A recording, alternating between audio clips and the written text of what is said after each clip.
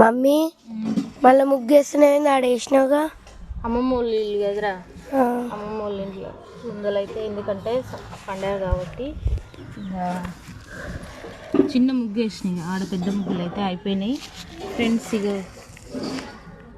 అమ్మ ఇంటి ముందర కూడా మంచిగా ఊరికి చల్లిన ముగ్గు అయితే వేస్తున్నా. మా ముగ్గులు అయితే ఎట్లున్నాయో కామెంట్ అయితే చేయండి. 3 ముగ్గులు ఉన్నాయి, అలా ఏ ముగ్గు నచ్చిందో కామెంట్ చేయండి. 3 ముగ్గులు చూపిస్తున్నా ఇప్పుడు. మరి ఆ వీడియోలు అయితే ఉన్నాయిగా.